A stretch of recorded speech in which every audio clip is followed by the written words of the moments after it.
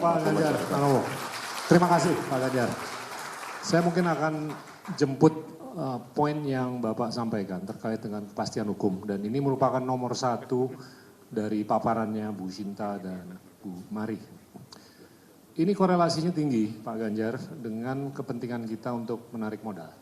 Saya mau coba bungkus ini dalam konteks modal yang ada di dalam negeri. Modal yang ada di dalam negeri itu terbatas sejauh uang beredar yang ada, sejauh sektor perbankan yang ada, sejauh sektor atau pasar modal yang ada.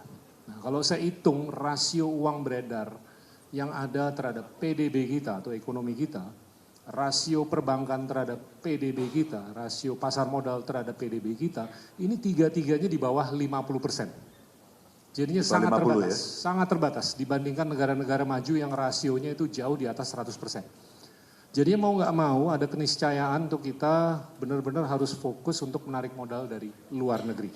Nah, saya mau kembangkan ada beberapa statistik mengenai penanaman modal asing. FDI di Indonesia itu relatif rendah sekali Pak Ganjar. Kalau saya lihat rasio FDI per orang per tahun, itu kurang lebih $100. Hampir sama dengan apa yang kita saksikan di Filipina, Malaysia, Thailand, dan Vietnam. Tapi rasio yang sama di Singapura itu $19.000. Kita $100, Singapura $19.000. Refleks kita itu menyatakan bahwa ini negara kecil, jadinya secara relatif mereka bisa lebih tinggi. Tapi secara absolut, tahun 2021, Singapura itu bisa mendatangkan $105 miliar. Sedangkan Indonesia hanya $30 miliar. Jadi secara absolut dan relatif, Singapura itu menang.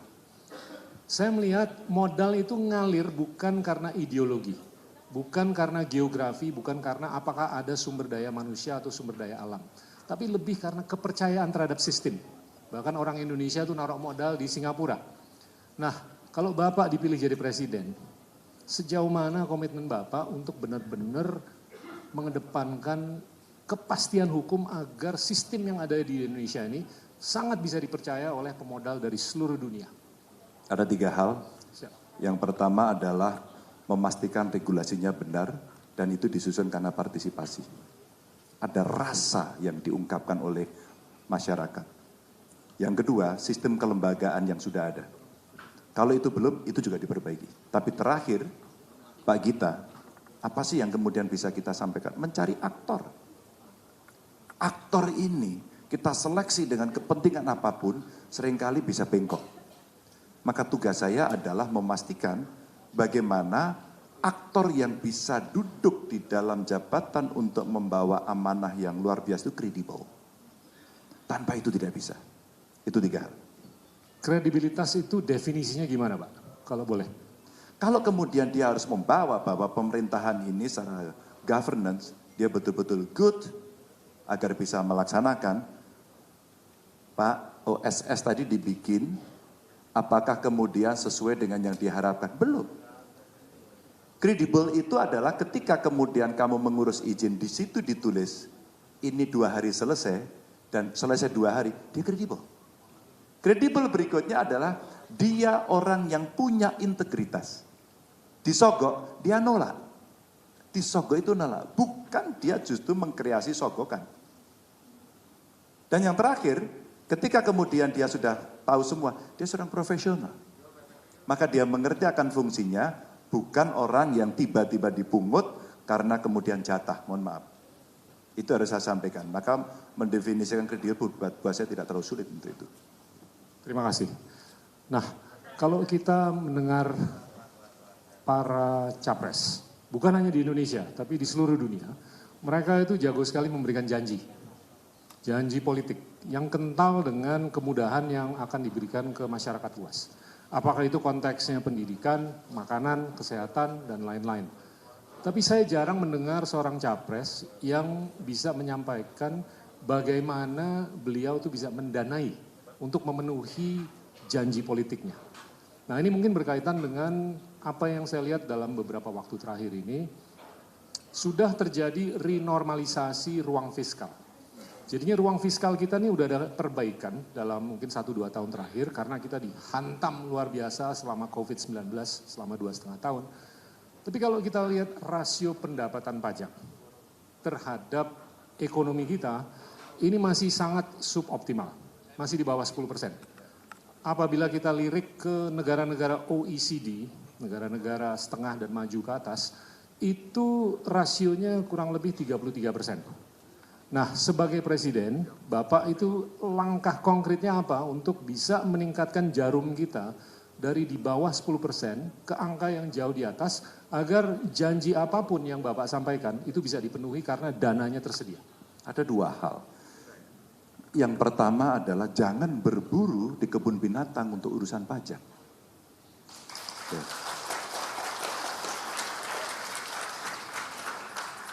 Nggak usah tepuk tangan, nggak dapat sepeda. Saya yang mengatakan itu. Jangan berburu di kebun binatang dan jangan mancing di kolam. Maka saya mau merespon, mudah-mudahan sama. Ekstensifikasi. Kalau ada orang yang pernah bekerja di pajak atau berhubungan dengan orang pajak, mari kita catat baik-baik. Saya orang yang pernah berteriak sangat keras ketika teks amnesti diberikan, dan setelah itu mau pilpres, dan kemudian ada orang pakai baju kaos, kemudian ketuk-ketuk rumah, nagih pajak. Dan ini menimbulkan kecemasan. Kalau kita meningkatkan rasio, sebenarnya, saya ini tanya sama kawan-kawan pengusaha, ketakutan kawan-kawan pengusaha apa? Ketakutan saya dia disembelih. Kami menjadi objek dan ditembakin berkali-kali. Maka kalau kita bicara optimalisasinya adalah berapa yang punya NPWP dulu aja deh. Berapa yang bayar dan berapa yang menuliskan SPT. Saya tidak bawa datanya, kalau nanti dibutuhkan akan saya kasih. Dan saya mendapatkan itu dari kawan-kawan yang peduli pajak. Orangnya kerja di mana? Rahasia. Karena nanti takut dia. Lagi banyak orang takut hari ini. Saya tulis ini, Mas Gita. Pajak ruwet. Coba bikin pajak simple. Pasti orang akan mau. Apa? Digitalisasi. Dan yang kedua harus saya omongkan sekarang. Rasanya urusan penerimaan negara, pajak dan bukan pajak itu tidak lagi diurusi oleh Dirjen. Itu diurusi oleh lembaga di bawah Presiden langsung. Setuju? Cukup jawaban saya. Kalau berkenan saya mau gali lebih dalam, karena ini musik untuk kuping kita sebagai pengusaha. Dalam gambaran kepresidenan Pak Ganjar, kira-kira rezim pajak ke depan ini gimana? Apakah kental dengan tax rate yang lebih memberikan insentif kepada produksi dan disinsentif terhadap konsumsi yang kurang berkenan? Dan apakah realistis dalam waktu dekat itu untuk Indonesia itu tax regime-nya mirip-mirip seperti apa yang kita lihat di Hong Kong ataupun di Singapura, di mana pribadi ataupun korporasi itu pajaknya di bawah 20%, di mana di Indonesia itu jauh di atas itu. Apakah itu memungkinkan? Kalaupun mungkin, itu berapa lama lagi kita bisa lihat? Kalau tidak, kenapa? Saya tunggu harus nunjuk menteri dulu untuk menjawab teknis ini ya. Sudah ada yang siap menjadi menteri saya hari ini? Oh oke. Oh nanti dulu, Mas Acat aja belum tentu kok gitu. Itu nanti.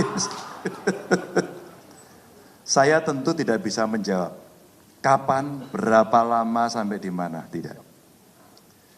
Tapi kalau kemudian tax regime mau kita sampaikan, dinamika dunia dan lingkungan eksternalnya berubahnya seperti apa?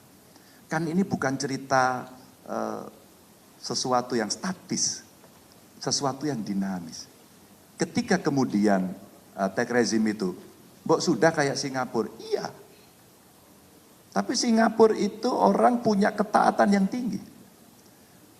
Dugaan saya sampai hari ini kalau saya ngomong dengan beberapa menterinya umpama, mereka orang-orang yang mengelola dengan sikap profesional dan dalam konteks relasi dengan masyarakat biasa-biasa saja. Apa artinya? Dia tidak merasa juga kelas-kelas 1 amat begitu ya. Karena dia harus melayani dari masyarakatnya. Artinya apa? Betul-betul governance itu dipegang ketat. Sehingga ada etik. Ada etik yang kemudian, oh ini kalau saya langgar berbahaya. Maka apa? Kalau kemudian kita mau bikin seperti Singapura dan kemudian faktor-faktor eksternalnya kita bisa perbaiki, good governance, transparansi, akuntabel, mudah, murah, cepat, penegakan hukumnya oke, beres. Saya datang beberapa waktu yang lalu, sowan kepada Ibu Mary Hugeng. Beliau istri polisi yang legendaris, Pak Hugeng. Saya ingin mendapatkan cerita keluarga itu pada saat Pak Hugeng jadi Kapolri seperti apa. Yang saya dapatkan adalah keluarga yang sangat sederhana, keluarga yang menerima kondisi itu sebagai sebuah amanah dan bukan memanfaatkan jabatan itu. Apa sih yang relate dengan pertanyaan ini? Ketika seperti itu kondisinya, maka sukses dari revolusi mental sebenarnya ada benchmarknya, yaitu. Maka tidak ada cerita berlebihan. Kalau itu terjadi, maka aktor yang saya katakan tadi bisa mengelola dengan baik, dia akan melakukan kontrol diri. Maka ketika kemudian kita kaitkan, ini akan seperti apa negara, oh situasi eksternalnya mendukung, maka bisa naik turun. Saya mau cerita dikit. Pada saat KUR mau diberikan kepada UMKM dengan suku bunga 12%, kita tidak bisa, Mas Gita. Nggak bisa. UMKM saya nggak bisa. Pak, 12% kami nggak bisa. Larinya kepada siapa? Kepada pinjol. Larinya kepada siapa? Kepada rentenir. Apa kemudian yang bisa dilakukan? Ini cepat nggak pakai tetek bengek, Pak? Bahasanya mah, itu rumit, Pak. Orang Jawa bilang ngapusi, begitu. Apa yang kita lakukan? Karena saya punya bank Jateng saya undang. Bisa nggak kalian menurunkan rate-nya itu serendah-rendahnya? Nemu angka 6%. Nemu angka 6%. 6% kemudian, Pak, ini bottom up. Tapi kalau kita mau aman 7%, Pak. Oke, turunkan 7%, berlakukan besok. Begitu kita berlakukan, saya ketemu Presiden, saat itu beliau bicara. Pak Ganjar, KUR mau saya turunkan. Berapa persen Pak? 9%. Luar biasa Pak. Tapi saya sudah punya 7%. Pada saat itulah kemudian KUR turun menjadi 7%. Itu sejarahnya. Kemudian menjadi 6%. Artinya apa? Ketika kita melihat dinamika yang berubah, kita bisa mengikuti proses itu. Termasuk kemudian dalam perpajakan. Mas Gita, kalau eksternalnya kita sudah seindah seperti apa yang dibayangkan masyarakat, bukan tidak mungkin kita berlakukan seperti yang di Singapura. Tepuk tangan. Ini agak di luar naskah, tapi saya mau nyambung karena ini menarik sekali apa yang disampaikan oleh Pak Ganjar. Di Singapura itu mereka mengedepankan 3 kata dalam pengseleksian talenta, yaitu kompetensi, integritas, dan akuntabilitas. Nah kalau kita mau kupas lebih dalam lagi mengenai ekonomi yang sangat relevan dengan dunia usaha, apakah dalam kepresidenan Bapak itu dalam posisi untuk mengseleksi talenta yang khususnya untuk mengurusin ekonomi, itu lebih berdasarkan meritokrasi, garis miring teknokrasi, atau politik? Ada 2 hal. Kalau tim yang ekonomi, pasti kita ambil yang meritokrasi dulu. Orang bilang zakon kabinet ahli. Tapi kadang-kadang kita bisa menemukan pada sisi yang lain. Dia punya talenta double dan multi talent. Dalam hal kemudian dia seperti itu, dan dia politisi, itu akan makin sempurna. Karena apa? Ketika dia berhubungan dengan parlemen katakan, dia sudah mengerti, oh kalau berhubungan dengan parlemen itu cara bicaranya seperti ini, proses pengambilan keputusan decision making prosesnya juga dia akan kelihatan, dan pada titik tertentu ini akan cukup lengkap. Banyak kemudian kita mengambil, ini pinternya luar biasa. Kita taruh Mas. Tapi begitu berhadapan dengan situasi seperti itu, tidak terlalu tahan melakukan itu. Tapi meritokrasi dalam tim ekonomi menurut saya nomor 1. Terima kasih. Berikutnya ini terkait dengan daya saing. Dunia ini semakin ruwet karena tadi pagi kita berdiskusi mengenai dunia yang semakin multipolar. Sudah tidak unipolar lagi.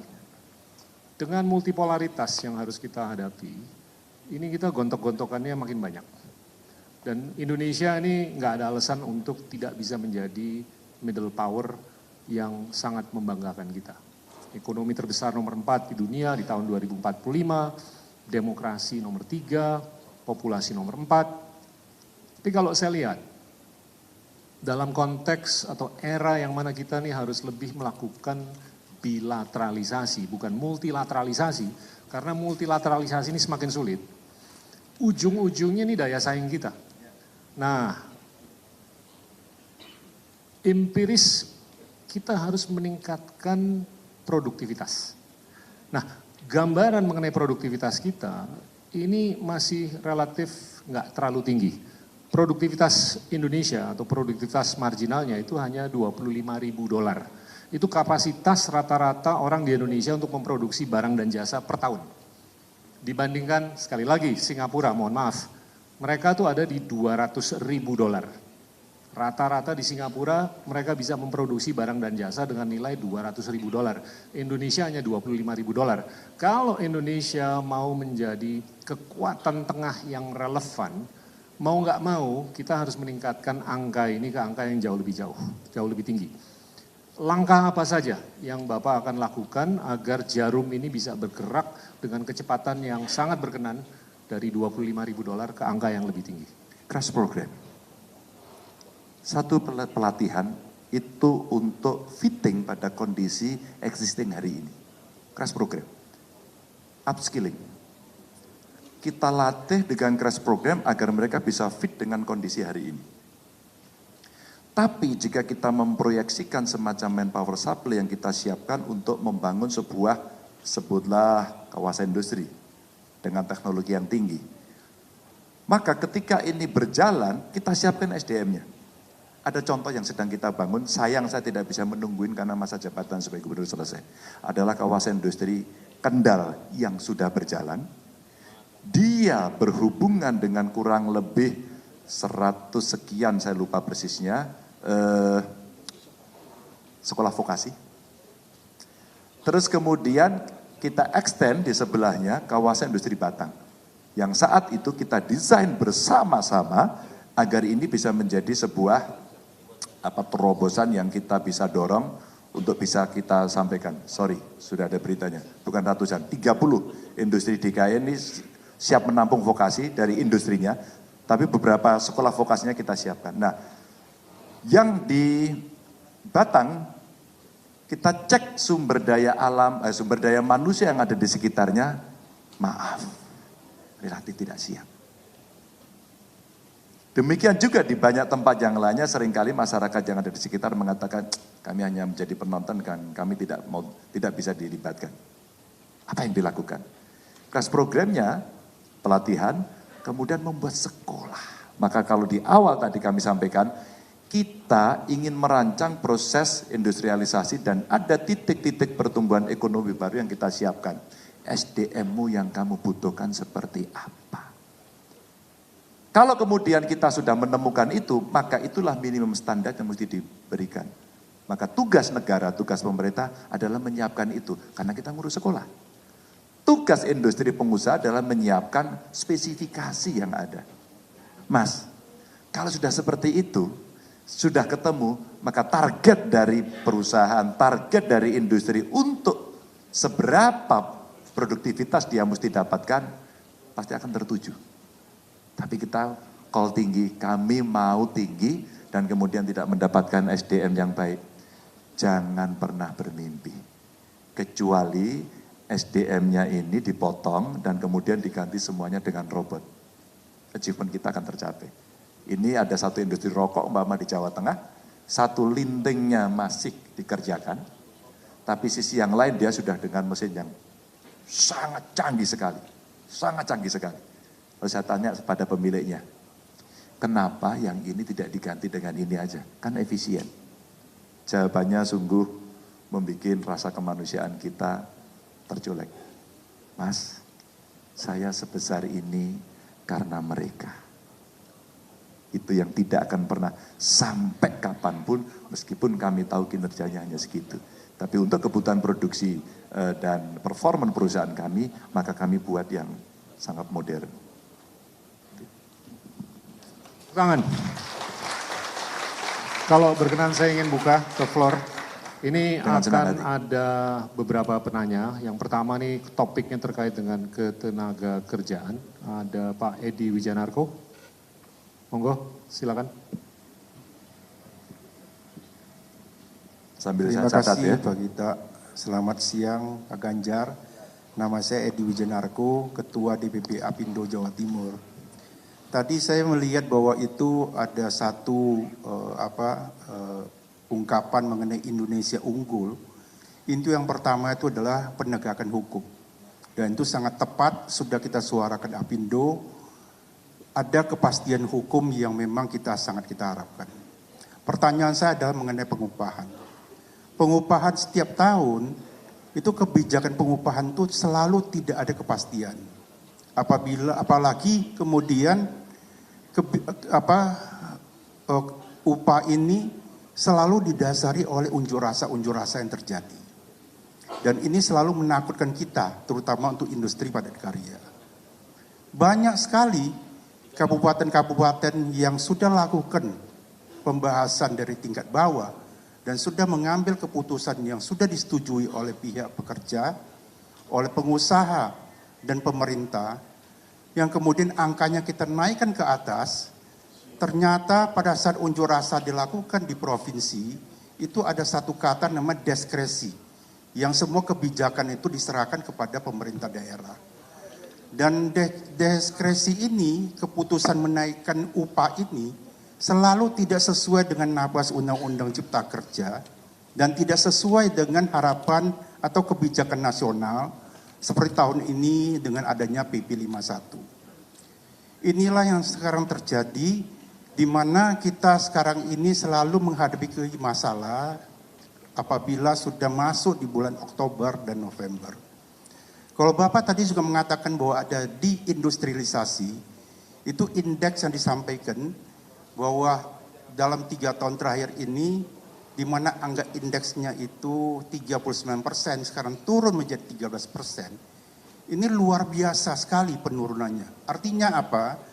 Artinya untuk industri semua yang padat karya itu justru stagnan dan banyak yang tutup, banyak yang bangkrut. Pertanyaan ini mungkin mengenai pengupahan mungkin bisa disampaikan. Terima kasih. Pak Edi, terima kasih. 10 tahun saya mengerjakan ini, Pak.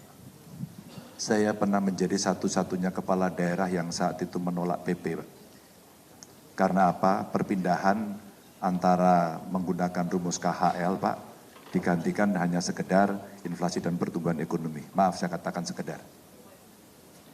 Pak, ketika kemudian kondisi ini berlarut-larut, ada yang menarik buat saya. Undang-undang tenaga kerja dibikin, PP tentang pengupahan dibuat. Padahal ini sebuah regulasi. Yang mestinya secara partisipasi sebelumnya sudah ada hearing untuk itu. Tapi saya tanya, 3 pihak itu tidak ada yang happy, Pak. Saya tanya buruhnya, friend, kamu oke nggak dengan upah sekarang? Enggak, kita demo. Ya udah besok demo. Tapi jangan dirusak ya pagar saya bilang gitu. Lalu saya tanya pengusaha happy nggak dengan seperti ini? Enggak Pak, kami nggak mau. Oke. Saya tanya Mas Gita, Bupati, Kepala Dinas Tenaga Kerja, Anda happy nggak ngurus ini? Enggak. Loh, ini keputusan diambil kok tidak ada happy tiga-tiganya? Jangan-jangan salah. Karena saya capres ya saya harus kampanye. Karena kampanye saya harus janji. Tapi saya tidak bisa janji asal janji yang nanti tidak bisa dilaksanakan.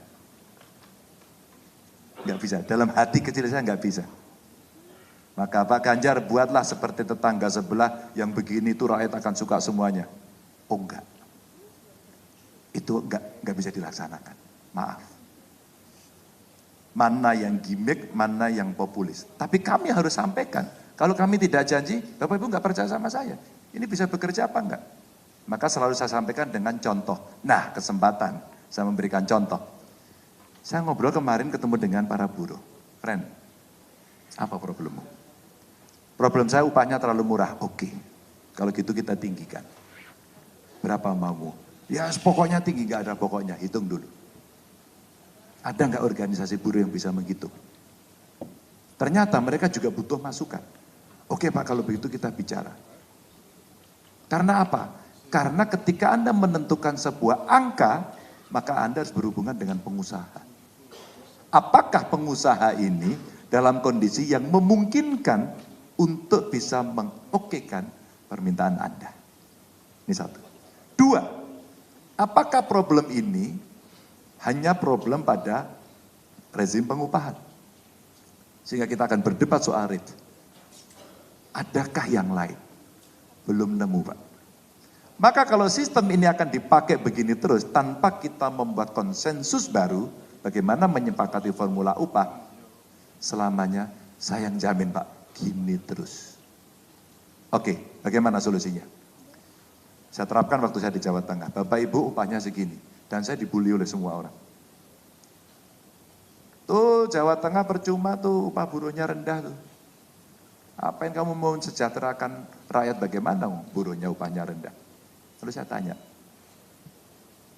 kawan-kawan buruh, problemmu harian itu apa? Saya temukan 4. Problem saya takut kalau saya sakit. Maka BPJS penting. Yang ngurus siapa? Negara, perusahaan. 2, saya takut anak saya nggak bisa sekolah. Oke, sekolahnya gratis. Kalau negeri. Kalau tidak Pak, bagaimana? Kamu masuk kategori miskin kah? Kalau jawabanmu iya, kamu tak kasih subsidi. Karena saya punya subsidi. 2 persoalanmu saya selesaikan. Sebutkan yang ketiga. Pak, saya boros di angkot. Wow. Karena itulah yang paling kami repotkan sekarang. Baik. Saya buatkan subsidi. Saya minta bantuan pusat. Maka saya bikin namanya Transjateng yang masuk ke kawasan-kawasan industri dan kawasan-kawasan ekonomi. Kamu hanya bayar 2.000 perak, mahal atau tidak? Wah kalau segitu murah Pak, oke Pak, saya buatkan. Subsidinya hanya 10 miliar. Terus kemudian ditambah, koridornya ditambah, Pak lewat sini, Pak lewat sini, lewat sini. Negara tanggung jawab. Dan terakhir apa? Akomodasi. Maka kalau kemudian format ini dipakai, upah boleh sejumlah ini. Tapi beberapa persoalan dihandle oleh pemerintah. Maka apa? Jatuhnya akan sama. Maka dia butuh kalau ditanya di survei, dia bisa menambah performance surveinya. Apa itu Pak? Indeks kebahagiaan. Pak. Indeks kebahagiaan. Maka Pak, saya lagi meminta tim saya, kalau Bapak berkenan kami akan senang. Ya, Mbak. Yuk kita bicara soal pengupahan ini yuk. Dulu Pak, waktu masih pakai KHL. KHL itu surveinya kan 10 bulan. 2 bulannya pakai pertumbuhan ekonomi dan inflasi. Ya. Saya bisa ngomong sampai sedetail ini Pak, saya tungguin sendiri Pak. Tahu Pak yang di Jawa Tengah Pak, ngomong saya gini Mas Gita. Udah nggak usah demo, buruh nggak usah demo, pengusaha nggak usah marah-marah ya. Ini kan mau tripartit, saya pinjemi tempat saya. Tak kunci dari luar sampai Anda bersepakat. Kalau nggak sepakat jangan keluar. Sulitnya minta ampun, Pak. Maka pada saat kami membuat sebuah survei KHL, terjadi menteri mengeluarkan aturan pertumbuhan ekonomi dan inflasi. Maaf tidak bisa. Izin saya hari ini khusus untuk tidak menggunakan itu. Karena saya tanya sama buruh. Kan buruh, kamu mau milih pakai PP atau milih pakai KHL? Begitu. Saya tolak dua-duanya, nggak ada. Jadi jawaban saya gitu, nggak ada, kamu harus pilih salah satu.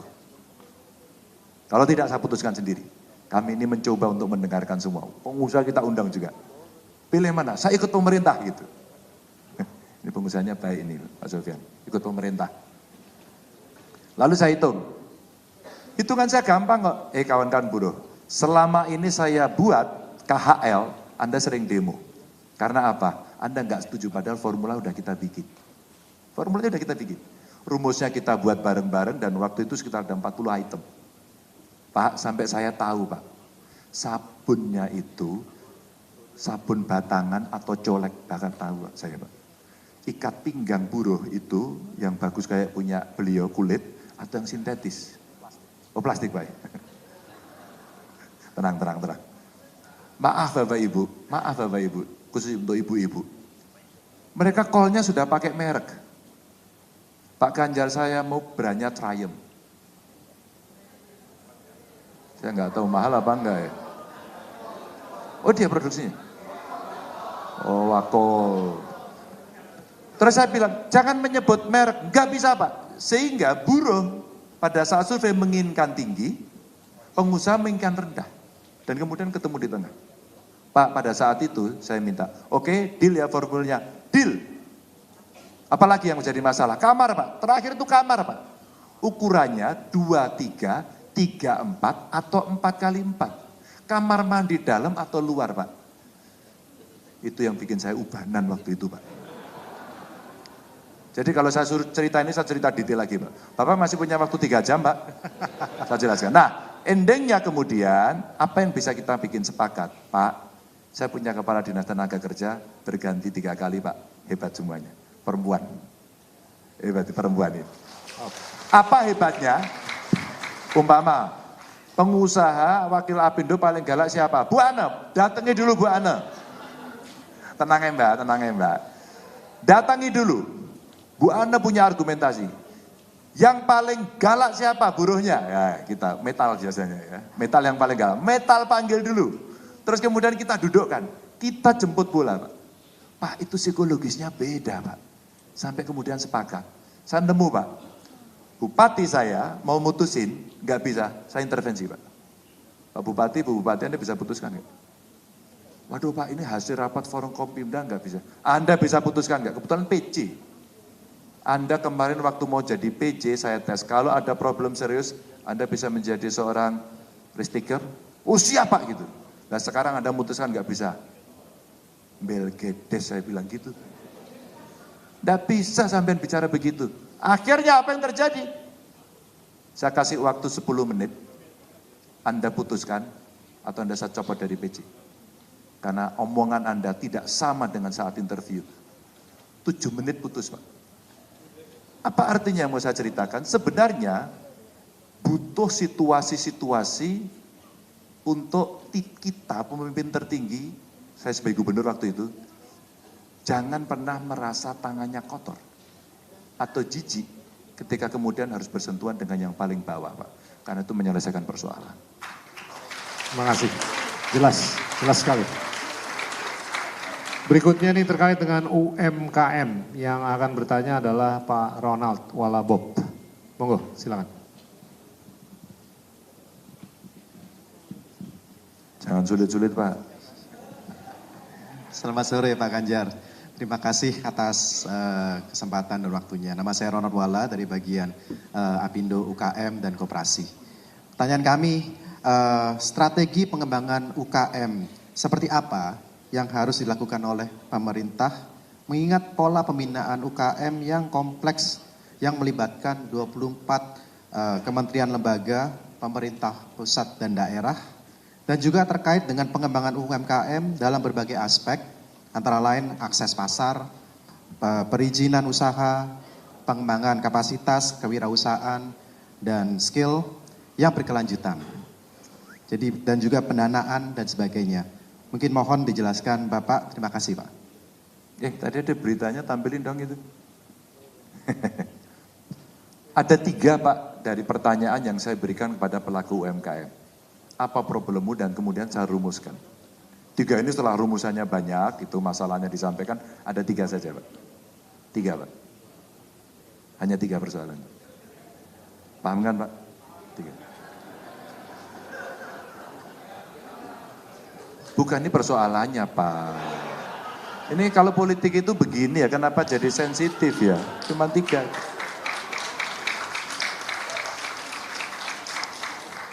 Ini saya ceritakan terus kemudian jadi berita. Apa 3 itu? Yang pertama Pak, Mereka mesti kita pastikan, karena kita membina UMKM, product knowledge. Kamu ngerti apa yang kamu buat? Ngerti, kalau kamu nggak ngerti, kamu kira-kira. Kamu usahanya apa? Saya buat arem-arem. Tapi jadinya lemper, itu produk knowledge-nya nggak ada itu. Beda. Ini arem-arem, jadinya lontong, oh lain lagi. Itu beda, dia nggak ngerti produk knowledge. Maka dia mesti yakin betul, oh saya bisa membuat ini dan saya ngerti cara membuatnya. Oke, sampai di situ dulu dia beres. Setelah itu dia firm pada produk itu, nanti biasanya kita tanya, apa lagi produknya? Nggak laku Pak. Ya iyalah. Wong cara kamu bungkus saja cuma dikasih plastik dikaretin kok. Udah nggak ada, dilihat aja udah. Ya gitu aja, maaf. Ini jualnya nanti ya paling bisa di pasar tradisional, terus kemudian nanti ibu bapak tidak akan bisa mendapatkan nilai tambah dan seterusnya. Nah kita latih. Setelah kita latih, latihan packaging gitu kan, terus kemudian latihan digital marketing gitu, terus membinanya dengan siapa? Saya undang tuh marketplace yang gede-gede dan dia bantu. Free. Ini soal bagaimana kita merangkai beberapa kekuatan untuk mau bantu. Nanti begitu, Pak sekarang sudah Pak. Oke Pak. Tapi kok nggak laku ya Pak ya? Gitu. Ya mungkin doamu kurang. Ya dong, setelah berusaha kan harus berdoa. Maka pada saat itu, oke ya kalau begitu saya beli. Karena kita kurasi, kita dampingi, maka saya beli. Padahal pada saat kita beli, Pak, aduh Pak kapasitas saya hanya segini, Pak modal aja kurang. Maka akses permodalan. Lagi-lagi saya contohkan, bank saya, Bank Jateng setelah pernah menurunkan itu, kita buat skim-skim banyak sekali Pak. Satu, ya kredit yang tadi suku bunga rendah itu kita kasih namanya Mitra Jateng 25. Itu maksimum 25 juta untuk UMKM. Pak. Satu itu. Kedua, kredit khusus perempuan. Bunganya 2% Pak, setahun. Mereka oke. Karena saya tanya, Pak kebutuhan modal saya harian itu hanya paling banter Pak, 500.000, sejuta, 2 juta. Siapa yang mau perhatian ini? Bang, gak mau repot Mas. Bang ngurusnya yang gede-gede. Yang wangi, yang berdasi gitu. Gak mau ngurus yang gitu. Saya paksa. Kalau kamu ke pasar pakai kaos aja. Tulisi kaosnya gede-gede. Halo, siapa mau hutang? Gitu aja. Itu lebih enak gitu kan. Nah, setelah akses modal, Bapak Ibu, apalagi? Pendampingan. Nah, ini seringkali nggak dilakukan. Pemerintah itu, ini otokritik buat saya sendiri waktu jadi gubernur, biar nggak ada yang tersinggung. Bahwa ketika kemudian mereka dilatih, sebagai seorang ASN, kepala dinas, dia sudah merasa selesai tugasnya. Maka outputnya sudah bisa dilaporkan, training sudah selesai. Outcome-nya tidak pernah bisa dihitung. Saya tagih. Maka UMKM naik kelas itu mau ditunjukkan, naik kelas tidak. Begitu pandemi, sebagian besar ibu-ibu tidak bisa jualan karena diusir oleh Satpol PP dan Satpol PP-nya yang nyuruh saya. Gimana tanggung jawab saya? Maka kita dorong pada marketplace. Setelah kita modali, kita kasih bantuan itu tadi, kita menjadi off-taker. Maka 40% dari APBN APBD untuk membeli produk UMKM is emas. Gimana caranya? Diinjek Pak. Siapa yang diinjek? Seluruh kepala dinas. Progresmu untuk kamu bisa on board dari list produk UMKM sudah berapa? Kita injek Pak.